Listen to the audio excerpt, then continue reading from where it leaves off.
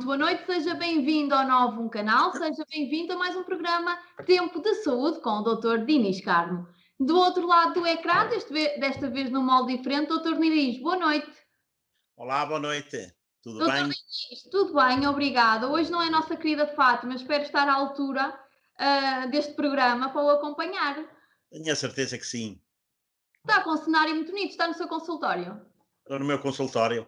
Muito bem. Então, Dr. Dinis, vamos continuar o tema que não terminaram na semana passada, com a Fátima, que é as noções básicas sobre cirurgia ortopédica, não é assim? É, efetivamente. Nós, a semana passada, falámos de alguns assuntos que me parecem importantes. Falámos de morbilidade, de expectativas, da necessidade de tentar modificar o comportamento das pessoas, no sentido de elas procurarem o tratamento ortopédico atempadamente, e não fazerem aquilo que é muito típico da mentalidade latina, que é aquela de não faças hoje o que se podes fazer amanhã, e, portanto, não adiarem, portanto, indefinidamente a resolução do problema, até porque eu, começando novamente na questão da morbilidade e da mortalidade, eu gostaria de aprofundar este tema e dizer que eu, a semana passada, disse, e disse porque é verdade, que, de uma maneira geral, as situações ortopédicas não são mortais. Agora, isto não quer dizer que, indiretamente, e se deixadas, digamos, à sua sorte, que os problemas ortopédicos não podem levar a consequências que essas, por sua vez, podem efetivamente levar ao mesmo resultado, e que é o falecimento da pessoa, ou às vezes mesmo quando a pessoa não falece, muitas vezes, quer dizer, ficar em situações que, em certos casos, e se me perdão a expressão, pessoalmente penso que poderão ser piores que a morte. E qual é, por exemplo, o exemplo disso? Olha, eu posso lhe dar um exemplo que, infelizmente, parece uma história inventada, mas é algo que me acontece todos os dias, de um paciente que vem ao meu consultório e a quem eu proponho, digamos, por exemplo, uma operação aos joelhos, e ele diz-me: olha, doutor, não, o senhor está-me a falar em cirurgias, mas eu não vou fazer isso porque, olha, isto efetivamente só me dói quando eu ando. Eu, se estiver sentado ou se estiver deitado, não tenho dores absolutamente nenhumas, de maneira que não vou fazer a operação. O que eu vou passar a fazer é andar menos e ir menos vezes à rua. Ora bem, isto não é uma solução desejável, não é?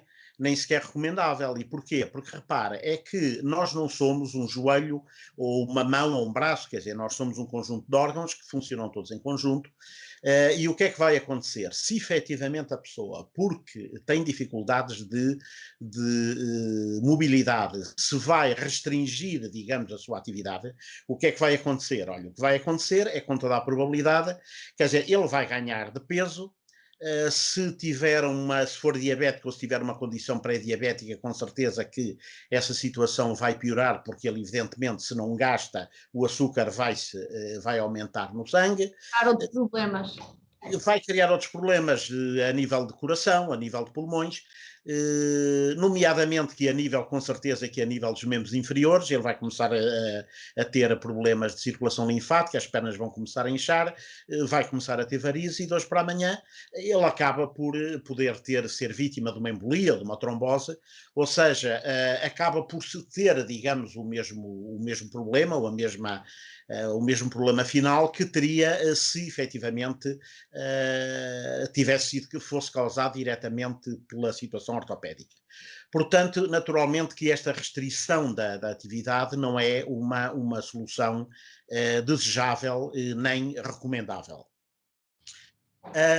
Outra coisa também que se prende diretamente com aquilo que eu acabei de dizer e que eu acabei de dar o exemplo é aquilo que se chama a comorbilidade. E o que é a comorbilidade? O que é A essa palavra, doutor? comorbilidade é o facto das pessoas poderem ter várias doenças ou várias condições patológicas ao mesmo tempo. Porque, como nós sabemos, infelizmente não é pelo facto da pessoa ter uma pneumonia que não pode apanhar o Covid, se calhar até quando apanha mais depressa. E como digo, se efetivamente a pessoa já tem problemas cardíacos, pulmonares, enfim, de vária ordem, e se deixa acumular isto com situações que lhe vão restringir a sua capacidade de mobilidade, é evidente que as probabilidades disto acabar mal são mais que muitas. Portanto, é algo que as pessoas têm de ter em perspectiva. Eu, aliás, acerca disto, eu gostaria de lhe contar um caso real. Eu, infelizmente, como sabe, ou como calcula, tenho uma série de tesourinhos deprimentes que posso transmitir às pessoas. E estou-me neste momento, por exemplo, a lembrar do caso de uma senhora, que por sinal até era filha de uma médica, de uma colega minha, que necessitava de fazer umas próteses do joelho, só que a senhora tinha muito medo, de maneira que sistematicamente marcava a operação e 2 semanas antes, ou melhor, a filha marcava e a senhora 2 semanas antes desmarcava a cirurgia. E isto passou-se aí durante 2 ou 3 anos seguidos, quer dizer, de tal maneira que eu e a minha secretária já nos ríamos, quer dizer, quando realmente a colega telefonava, porque já sabíamos o que é que ia acontecer. De maneira que, da última vez que a colega me telefonou-me e eu disse-lhe ao telefone, disse, olha, escusa dizer o que é que se passa, porque eu já sei, não é? Quer dizer, é para adiar a operação da mãe, não é?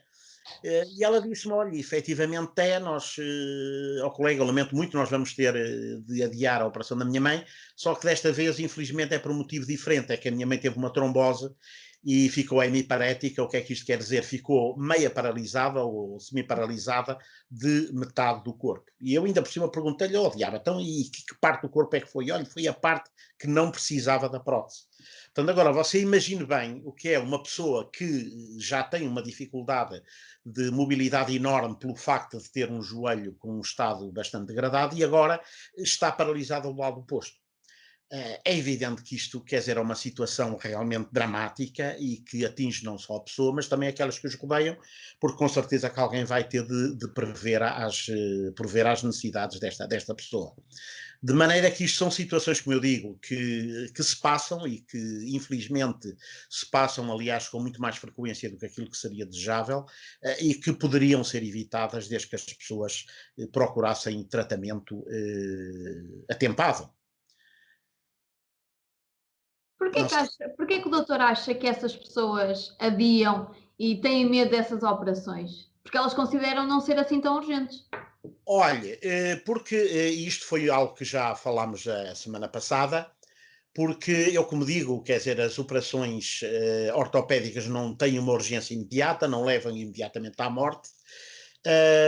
Outro fator que eu agora também, aliás, ia falar a seguir, e que também me parece importante e perturbador, que é a questão da idade. Porque repara, habitualmente quem sofre dos ossos não são as pessoas jovens, não é? São as pessoas já de uma determinada idade.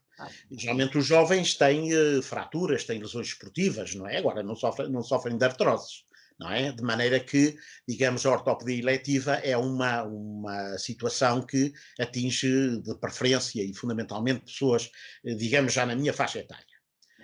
Ora, isso leva a que muitas vezes eu também ouço isto da boca dos meus doentes. Dizer, doutor, eu agora com a idade que tenho, mas acha que vale a pena ser operado? Acha que eu vou me deixar operar já com a idade que tenho? Ora bem, eu aqui falo em causa própria, porque eu já tenho 68 anos. E vou-lhe dizer uma coisa, eu não me estou a ver, nem me estou a imaginar passar o resto dos dias da minha vida, quer dizer, numa cadeirinha de rodas ou agarrado a um andarilho ou um par de canadianas, se puder evitar essa situação. Eu não quero sofrer, eu acho que pelo facto de ter 108 anos não sou obrigado a sofrer.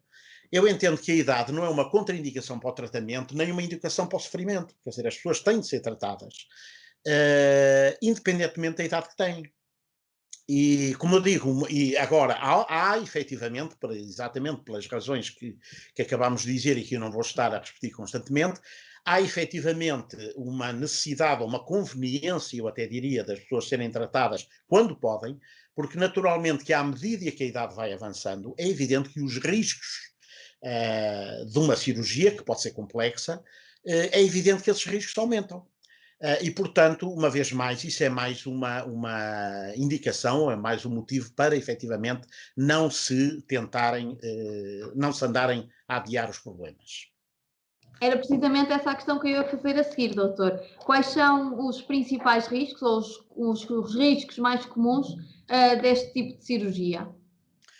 Olha, estas cirurgias, evidentemente, que depende muito do tipo de cirurgia. Se a pessoa vai, por exemplo, fazer um canal cárpico, ou vai fazer um joanete, os riscos são mínimos, quer dizer, quando Não, muitos serão, efetivamente, os riscos são inerentes a qualquer tipo de intervenção cirúrgica. É evidente que alguma coisa pode correr mal com a anestesia, mas repara que isto a anestesia, hoje em dia, os acidentes graves que existem com a anestesia são raríssimos. Quer e dizer, se também calhar, faz este tipo de cirurgia, não, doutor? desculpe. A anestesia neste tipo de cirurgia deve ser local, ou não? Olha, eu não gosto de anestesias locais. Sabe que eu costumo dizer aos doentes que me fazem essa pergunta, que me perguntam, oh, doutor, a anestesia local, eu costumo dar por sistema esta resposta é sim, senhor. A anestesia é dada no local onde a cirurgia é feita. E porquê? Porque, repara, eu gosto que os meus doentes estejam descontraídos, estejam muito sossegadinhos, quietinhos, não estejam nervosos, não se mexam em cima da mesa. E a verdade é que se há algum campo da medicina que avançou que a passos gigantes e que fez avanços absolutamente notáveis, foi a anestesia. Repara que, contrariamente àquilo que a maior parte das pessoas podem pensar, se calhar a mesa de operações é se calhar o local mais seguro onde a pessoa pode estar no mundo. De certeza que está mais seguro em cima da mesa de operações que no avião. E no avião está mais seguro que na cozinha, porque a grande maioria dos acidentes, isto estatisticamente está provado, que se sucedem em casa. Quer dizer, é quando a pessoa está em casa, que pensa que é quando está em plena segurança, que acontece algo que desgraçadamente o leva ao hospital. De maneira que hoje em dia não há que temer as anestesias, aliás, porque há realmente uma grande variedade de anestesias. Hoje em dia há efetivamente uma grande tendência para as chamadas anestesias locais ou locorregionais, mas eu também, já agora, quero dizer que isso muitas vezes prende-se não com critérios científicos ou do bem-estar do doente, mas muitas vezes com motivos económicos. Porque, naturalmente, se eu puder anestesiar a mão de um doente, ou se anestesiar a mão de um doente com uma injeção de lidocaína, que é um frasquinho que custa meia dúzia de tostões, naturalmente que isso fica muito mais barato do que, digamos, estar a empregar toda a parafernália necessária hoje em dia para a anestesia geral. E, portanto, e naturalmente que se eu efetivamente puder fazer uma cirurgia com a mesma segurança, com a mesma comodidade, com anestesia local do que com anestesia geral, é evidente que eu também não tenho nenhuma, como eu ia dizer, nenhum preconceito, muito pelo contrário, relativamente à anestesia local. Agora, isso aliás, deixe-me dizer que no meu caso, e penso que é o que se passa na maioria dos meus colegas, eu até deixo essa decisão nas mãos do anestesista, porque quem deve decidir é quem vai fazer a anestesia. Portanto, eu habitualmente, aliás, os meus doentes têm por norma uma consulta prévia com a médica anestesista e ela, em conjunto, é que vai decidir com a doente que tipo de anestesia é que o doente vai levar. Mas isso hoje em dia não é efetivamente um problema. É algo que as pessoas efetivamente fazem um grande quebra-cabeças, mas não é efetivamente neste momento um problema que seja muito relevante. Até porque, e diga-se em abono da verdade e em homenagem a essas pessoas, que de uma maneira geral a qualidade dos nossos médicos anestesistas é muito alta, o que faz com que realmente a quantidade de acidentes sérios anestésicos são mínimos. Se você pensar na quantidade de pessoas que são anestesiadas no mundo inteiro, tanto todos os dias, é realmente um número fenomenal e a verdade é que o número de acidentes fatais ou pelo menos Claro. sérios são muito, muito baixos. Muito bem, doutor. Há algumas indicações assim mais gerais que as pessoas devem ter em consideração no pré-operatório? Como sejam, está a pensar em algo em particular? Não, no geral, se as pessoas, não sei, se têm de estar mais repousadas antes de ir ou Ora, não. isso também naturalmente que depende do tipo de cirurgia que se vai fazer. Claro. Portanto, evidentemente que se a cirurgia for mais complexa, são necessários mais cuidados. Portanto, há um cuidado que habitualmente as pessoas têm de ter, que toda a gente sabe, que é efetivamente permanecer em jejum durante pelo menos 6 horas antes da anestesia, e isto, aliás, é algo que por uma questão de precaução se deve fazer tanto na anestesia geral como na anestesia local, porque às vezes as pessoas podem ter reações vagais, podem às vezes enervarem-se, isso pode efetivamente fazer com que elas vomitem. Portanto, é sempre conveniente, mesmo quando se trata de uma anestesia local, as pessoas estarem em jejum. Naturalmente que se as pessoas tomam medicação, podem ter ou não de interromper essa medicação, pelo contrário, há determinados medicamentos que não devem ser interrompidos, daí a necessidade, no meu entender, de haver uma consulta prévia com a médica anestesista, até porque muitos dos nossos anestesistas também são excelentes internistas. Eles sabem imensa medicina, porque têm efetivamente de lidar com pessoas com todo tipo de situação e a tomar todo o tipo de drogas. Pronto, quer dizer, é mais este aspecto. Há cirurgias mais complexas em que as pessoas poderão ter necessidade de levar uma transfusão de sangue. Nesse caso, teremos de inquirir se a pessoa não tem qualquer tipo de problemas religiosos ou de outro género que contraindiquem uma transfusão sanguínea. Isto pode ser um problema e pode ser um problema sério. E, de uma maneira geral, são, digamos, aqueles cuidados que se deve ter. E hoje em dia, por causa da situação do Covid, naturalmente todas as pessoas têm de fazer um teste de Covid antes de ser operadas, porque naturalmente vão ser internadas no hospital e não podem constituir um foco de infecção para as outras pessoas que lá se encontram, não é? E para os profissionais que as vão tratar. E tratando-se de, evidentemente, cirurgias eletivas, é claro que é diferente. Se a pessoa tiver um acidente, for atropelado e for levado diretamente para o hospital, naturalmente que esses procedimentos não podem ser, digamos, seguidos. Quer dizer, o doente tem de ser tratado com a urgência que necessita. Mas tratando de cirurgias eletivas, tudo isso pode ser programado atempadamente, de maneira a correr tudo da melhor maneira possível. Doutor, quanto aos riscos, temos muitos riscos no pós-operatório? Ou seja, as pessoas têm muito receio de serem operadas, mas será o receio depois de como é que ficam? Se ficam piores do que aquilo que entraram para a operação? Bem, eu no caso, sim, eu acho que há dois tipos de riscos que as pessoas têm, ou três. Eu, se calhar, às vezes o risco maior que as pessoas efetivamente têm é da dor do pós-operatório. Quer dizer, as pessoas sabem que vão ser mexidas, não é? Quer dizer, vão ser intervencionadas e, portanto, isso condiciona que as pessoas tenham dor no pós-operatório. Ora bem, isto em situações ideais, e eu aqui vou-me limitar a falar, digamos, na minha pessoa, porque cada um falará de si, mas hoje em dia nós evidentemente que temos meios, temos drogas, temos maneiras ou métodos de maneira que as pessoas sofram o menos possível depois da cirurgia. E na maior parte das operações são feitas, mesmo às vezes em grandes operações, como sejam próteses da anca, como sejam próteses do joelho, como sejam intervenções à coluna, que são efetivamente cirurgias pesadas.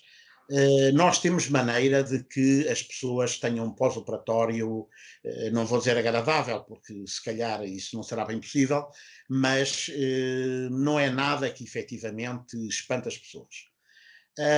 Às vezes as pessoas também, o outro grande medo que têm da cirurgia, inclusive é da morte. As pessoas têm efetivamente medo de irem para a cirurgia e acontecer uma fatalidade. Conforme acabámos de dizer, naturalmente que isso é uma possibilidade, temos de ter sempre isso presente. Agora, na prática, digamos, a percentagem que isso acontece, como eu digo, é absolutamente negligível.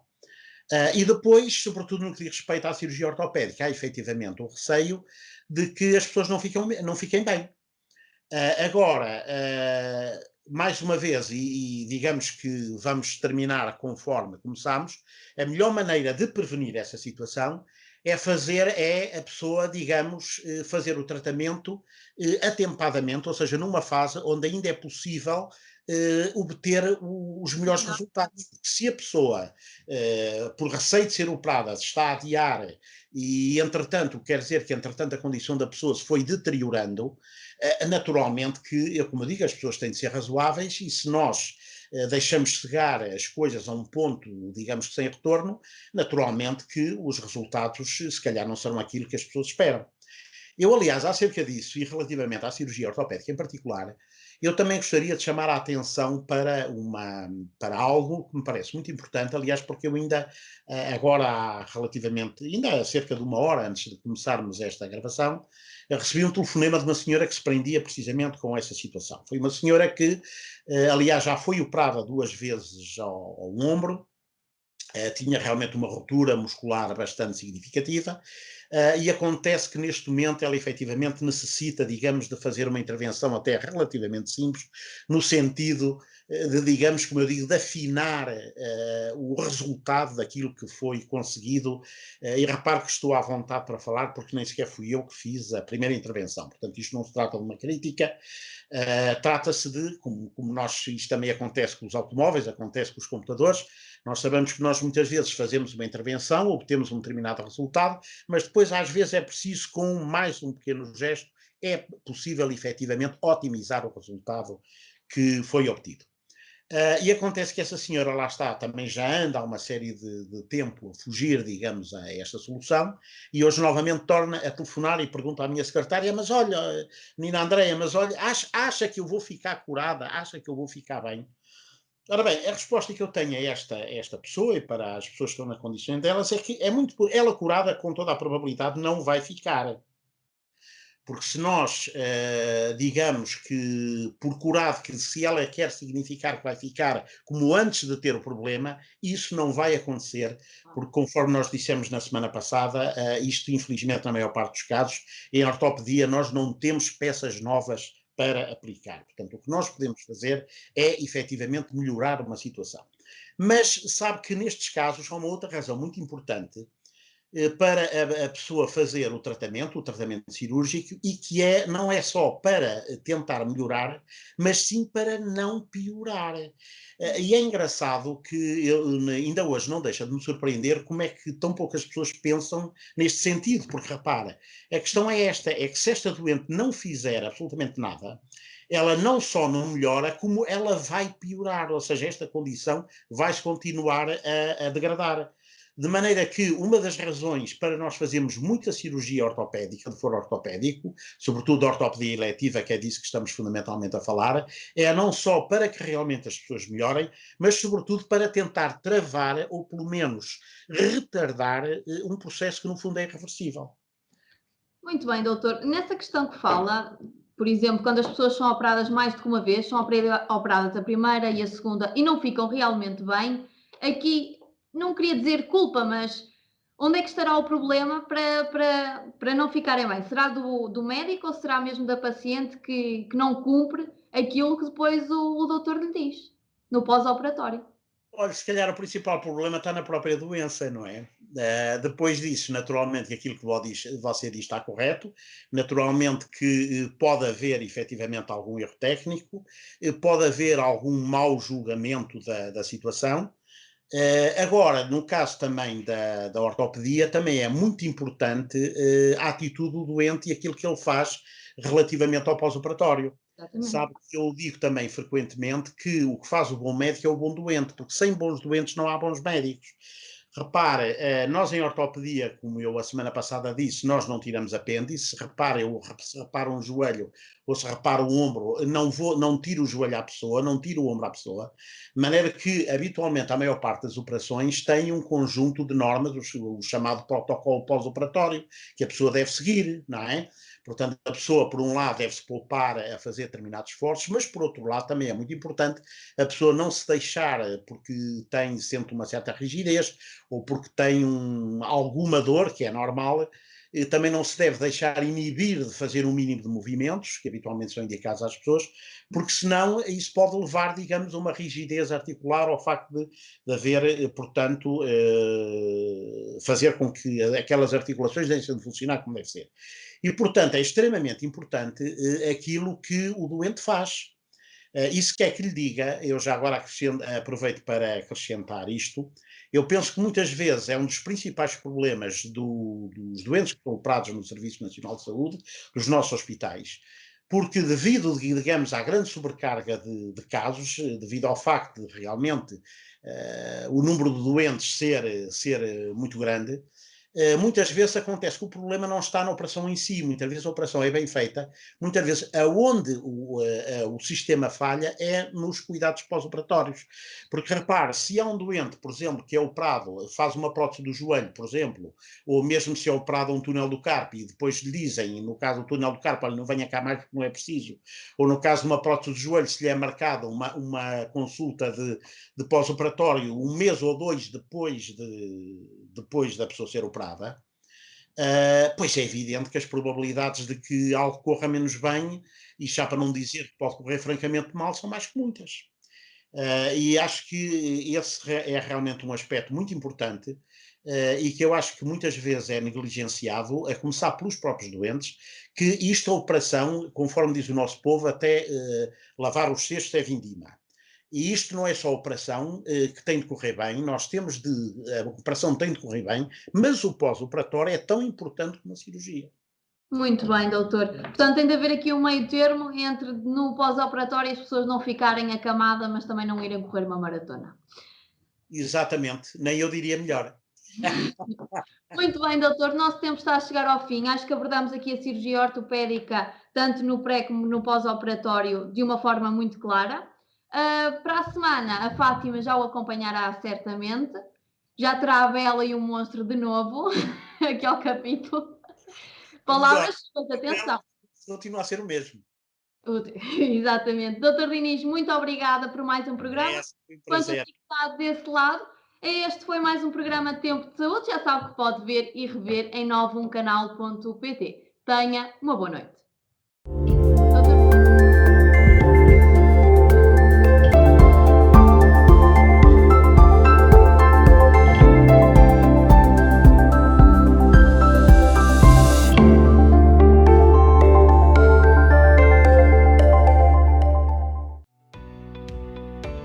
Novo Canal.